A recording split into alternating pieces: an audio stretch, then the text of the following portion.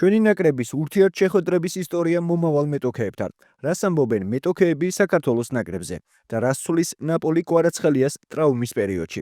ამ და სხვა სიახლეებისთვის უყურეთ ვიდეოს ბოლომდე. დავიწყოთ ციურიხიდან, სადაც 2026 წლის მსოფლიო ჩემპიონატის საკვალიფიკაციო ეტაპის წილისხრა გაიმართა. ჩვენი ნაკრები 4 გუნდიან H ჯგუფში მოხვდა, სადაც მეტოქეები თურქეთი, ბულგარეთი და ესპანეთის და ნიდერლანდების წყვილში გამარჯვებული იქნება. შეგახსენებთ, რომ მსოფლიო ჩემპიონატის საგზურს ჯგუფების გამარჯვებულები მიიღებენ. მეორე ადგილოსნები კი ბრძოლას პლეი-ოფში გააგრძელებენ.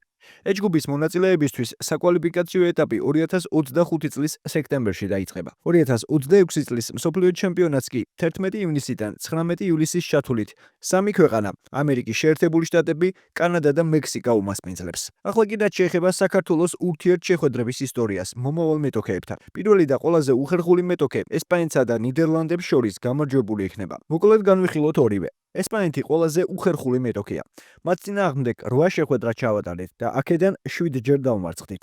ფრე არ მქონია. მხოლოდ ერთადერთი მოგება, ისიც 2016 წლის ივნისში გამართულ ამხანაგურ შეხვედრაში, რომელიც ვლადიმერ ვაისის გუნდმა თორნიკე ოქრიაშვილის გატანილი ბურთით მოიგო. ესპანეთს უკავშირდება საქართველოს ნაკრების ანტირეკორდიც. 2023 წლის სექტემბერი. ესპანეთი საქართველო 7-1. რთული წარმოსადგენია, მაგრამ მაინც იმედი დავიტოვოთ, რომ ჩვენი მეტოქე არა ესპანეთი, არამედ ნიდერლანდები იქნება. რა თქმა უნდა, ისიც რთული მეტოქეა, თუმცა ესპანეთს ნამდვილად სჯობს. მათთან მხოლოდ ერთი ამხანაგური თამაში ჩავატარეთ და იქაც 0-3 დავმარცხდით. ახლა რაც შეეხება მორიგ უხერხულ მეტოქეს, რომელსაც ევროპის ჩემპიონატის პირველ შეხვედრაში დაუპირისპირდით. თურქეთთან სულ 6 შეხვედრა ჩავატარეთ. აქედან 4 ჯერ დავმარცხდით.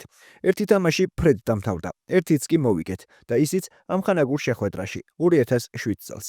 ნებისმიერ შემთხვევაში იმედია, რომ თურქეთთან ევროპაზე განცდილი მარცხისთვის მსოფლიოს შესარჩევზე რევანშის აღება შევძლებთ.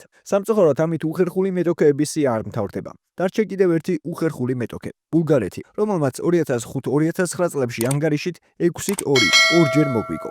ჯამში სულ 8 ჯერ დაუპირისპირდით. აქედან 2 მოვიგეთ, 2 ფრედ ვითამაშეთ და 4 წავაგეთ. ერთადერთი პოზიტივი ის არის, რომ ბულგარეთს ბოლოს ერთა ლიგის 2022-23 წლების გათამაშების დროს შეხვდით, სადაც 5-2 გავიმარჯვეთ. თუმცა ამის შემდეგ იყო ნულოვანი ფრედს. მოკლედ რომ ვთქვათ, ყველა მეტოქე რთულია, თუმცა რა თქმა უნდა იმედია, რომ ჩვენი ბიჭები მორიგ სასწაულს შემოგთავაზებენ. აქვე გეტყვით იმასაც, რომ წილიწყრის შემდეგ კომენტარები გააკეთეს მწვრთნელებმა. მათ შორის იყო რა თქმა უნდა ვილისანიოლი და ჩვენი მომდევნო მეტოქეების მწვრთნელები. მათ მოსმენამდე არ დაგეზაროს, დაალაიქე ვიდეო და გამოიწერე არხი. ჩვენი მიზანია წლის ბოლომდე 60,000 გამომწერს მივახციოთ. ეს კი არც თუ ისე რთული იქნება თუ ერთ წამს დამითმობ და არხს გამოიწერ. მადლობა მხარდაჭერისთვის. რთული ჯგუფია. ესპანეთი და ნიდერლანდები მსოფლიოს საუკეთესო გუნდებს შორის არიან. თურქეთის ნაკრებს, როგორც ევროპის ჩემპიონატზე ვიხილეთ, ბევრი ახალგაზრდა ფეხბურთელი ჰყავს, რომლებიც სწრაფად ვითარდებიან და წამყვან ევროპულ კლუბებში თამაშობენ. თურქეთში თამაში ყოველთვის რთულია, რადგან დიდი მხარდაჭერა აქვთ გულშემატკივრებისგან. მიუხედავად იმისა, რომ 5 თვე გავიდა თურქეთთან წაგებულ შეხვედრაზე, ჯერ კიდევ ვფიქრობ, რომელიც ევრო 2024-ზე ჩავატარეთ. ბულგარეთის ნაკრები კი არ არის ისეთი ძლიერი, როგორიც 20 წლის წინ იყო, თუმცა მაინც რჩება ანგარიშ გასაწევ ძალად. რთული ჯგუფია, სადაც გამოკვეთილ ლიდერს თუ არ ჩავთვლით, სამივე გუნდს შეუძლია ერთმანეთთან ქულების დაკარგვა. მნიშვნელოვანია, როგორ ჩავატარებთ საშინაო შეხვედრებს, რადგან სწორედ საშინაო კედლებში ნაჩვენები შედეგი იქნება წარმატების ერთ-ერთი საწინდარი. ალბათ ყველაზე რთულ ჯგუფში მოხვდით, მაგრამ ნებისმიერი მეტოქისთვის მზად ვართ. ესპანეთი მოქმედი ევროპის ჩემპიონია. მესამე კალათაში მყოფი გუნდებიდან საქართველო ერთ-ერთი ყველაზე რთული მეტოქეა. ბულგარეთს კი მეოთხე კალათაში მყოფ ნაკრებებს შორის FIFA-ს რეიტინგში ყველაზე მაღალი ადგილი უკავია. თავის გასამართლებელ მიზეზებს არ ვეძებთ და კარგ გუნდებთან თამაში ჩვენს ფეხბურთელებს დამატებით მოტივაციას მისცემს. ახალგაზრდა და მაღალი დონის გუნდი ვართ და ვფიქრობ, ასეთ შეხვედრებში მონაწილეობა ბიჭებს წინსვლაში დაეხმარება. მზად ვართ და გვინდა რომ პირველ ადგილზე გავიდეთ.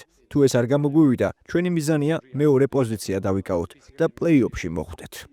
პირველ რიგში იმედი გვაქვს, რომ კარგად ვითამაშებთ ერთა ლიგის პლეი-ოფში ირლანდიის წინააღმდეგ. შემდეგ კი მსოფლიოს შესარჩევში სერიოზული გუნდების წინააღმდეგ მოგვიწევს თამაში. 6-7 თვე გვაქვს იმისთვის, რომ ჩვენი თამაში გავაუმჯობესოთ. ახლა საგზურის მოპოვებაზე საუბრის დრო არაა. მახსოვს ევროპის ჩემპიონატის წინაც კეთდებოდა განცხადებები იმის თაობაზე, რომ სუსტი ჯგუფი შეგვხვდა. თუმცა შემდეგ მხოლოდ 4 ქულის აღება შევძელით. არ უნდა შეგვეშინდეს, მაგრამ განსაკუთრებული პასუხისმგებლობით უნდა ვითამაშოთ.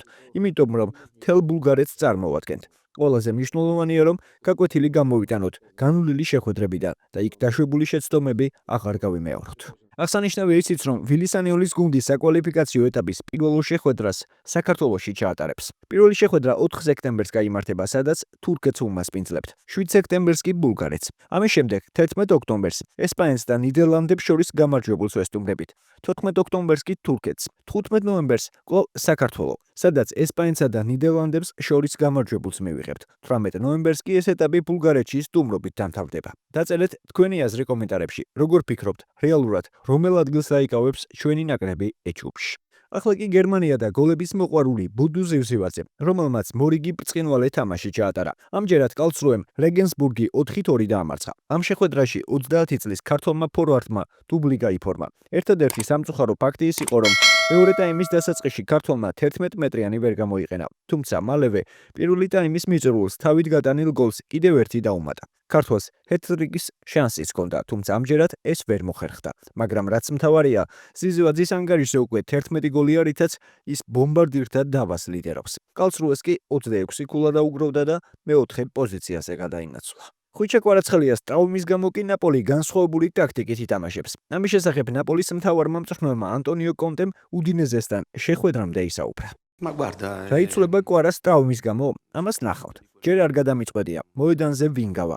მალე იხილავთ, რა არჩევანს გავაკეთებ და თითოეული ფეხბურთელი გუნდს როგორ დაეხმარება. ჩვენმა მენტალიტეტმა ზრდა უნდა განაგრძოს. უდინეზესთან შეხვედრაში გამოჩნდება, წინ გადავდგით ნაბიჯი, არაფერი შეცვლა თუ რეგრესი გვაქვს. კვარაცხელიას ტრავმის გამო სხვადასხვა სისტემები გამოვცადეთ და ვნახავთ, ამ თამაშისთვის საუკეთესო რომელი იქნება. წარუმატებლობებმა უნდა გაგვაძლიეროს. მნიშვნელოვანი შეხვედრა გველოდება, რომლის დროსაც ინტენსივობა და გამარჯვების სურვილი 90 წუთის განმავლობაში უნდა შევინარჩუნოთ.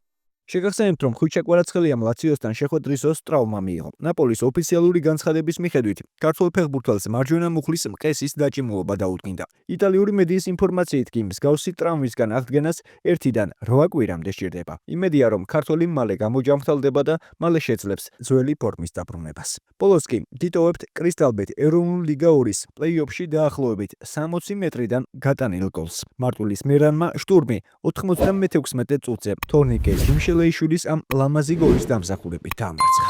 რაღაც დრო რა თქმა უნდა, არც თუ ისე მცირე დრო გადამეტებული იქნება და კარის მიმართულებით წავიდა და რა გოლი ვიხილეთ დღევანდელ შეხვედრაში.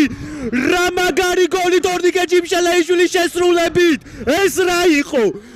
ეს რა იყო ღმერთო ჩემო? საიდან, რა დისტანციიდან გაიტანა თორნიკე ჯიმშელეიშვილმა? დაბეშაძემ უმაღლეს დონეზე ჩაატარა მთელი მატჩი, მაგრამ აი ამ გაშვებული გოლით წყალში ჩაყარა ყველაფერი, გულშემატკივარი შემოვარდა მოედანზე და ამ ყველაფრის გამო მარტვილის მერანი დაიშება, რა თქმა უნდა, მაგრამ ჯერ ეს გოლი უნდა ვნახოთ. არ ვიცი, საკუთარი ნახევრიდან არ დავიწყე ბანძილის აქ მარჩიელობას ნახეთ. ამას ბევრჯერ და ყველგან ვერ ნახავთ. და ეს არის კრისტალბეთ ეროვნული ლიგის თამაშებს და უგულშემატკივრე ქართულ ფეხბურთს.